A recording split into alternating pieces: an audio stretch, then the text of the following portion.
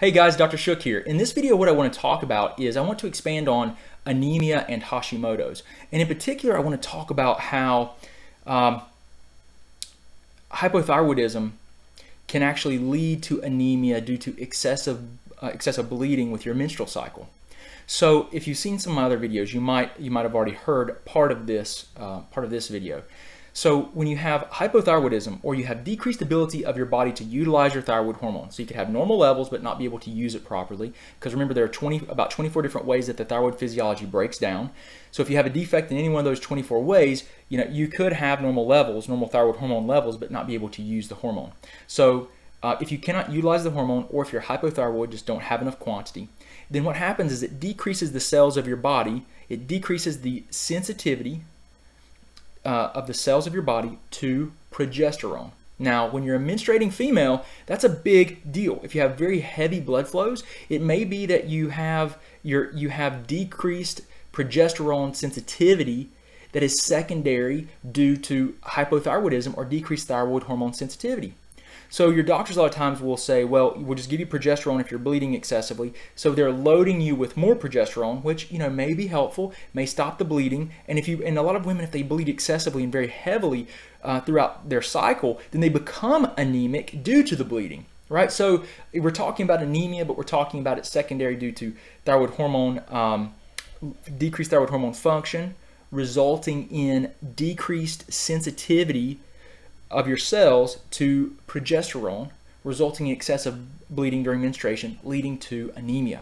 So listen, there's a lot of things you got to look at. It's not just necessarily progesterone levels. What if you have a normal level, but your sensitivity is decreased due to hypothyroidism? So I know you guys say, like, well, what else? How else do I figure this out? Well, how you figure it out is you look at the overall picture of the person's physiology. You look at inflammatory markers. You look at the thyroid hormone from A to Z. You look to see if there's anemia, blood sugar problems that can be affecting the sex hormones, because it will. You look for everything that you can, and you lay the pieces of the puzzle out, and you work to figure out, how do you help this person? What's going on? Can I understand the physiology based on the labs we have and the clinical history? And then you try to come up with a plan to help support the person as much as possible. It's not always easy to do, but I'll tell you what, that's the way that you approach it. And if you're bleeding heavily, yeah, progesterone may be an issue, but what if the sensitivity or the decreased sensitivity is just due to the fact that your thyroid hormone is not sensitizing the cells to the progesterone that's there?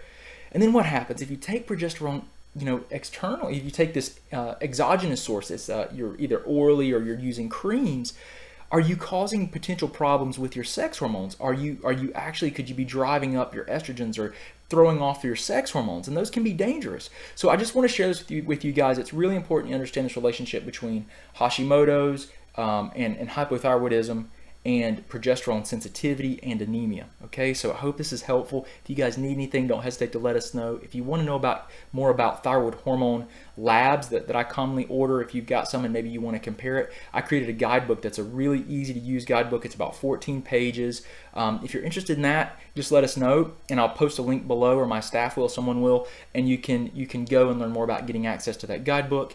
If you're interested in a diet and lifestyle approach, we've created a 6-week Hashimoto's transformation program. And really, even though it says Hashimoto's, it's really good for anyone that we can utilize the same kind of protocol with any autoimmunity.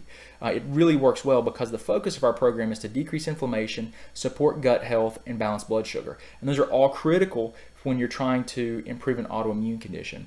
So I just want to share this with you guys. If there's anything we can do for you, let us know. If you need help and you're really stuck, maybe you want to consider becoming a distance consulting client, or even coming to our office. That's also reasonable. But I work with people around the country and in other countries via phone, Skype, and FaceTime. And a lot of times we can talk just like this. So you can see me face to face, and we can actually try to work towards improving your health. So anyway, Dr. Shook, I really appreciate you guys so much coming here to listen to me ramble on about all these different topics, but I'm just trying to get some information out there to help people improve their quality of life. So if you have any questions, let me know. I look forward to seeing you on the next video. Thanks.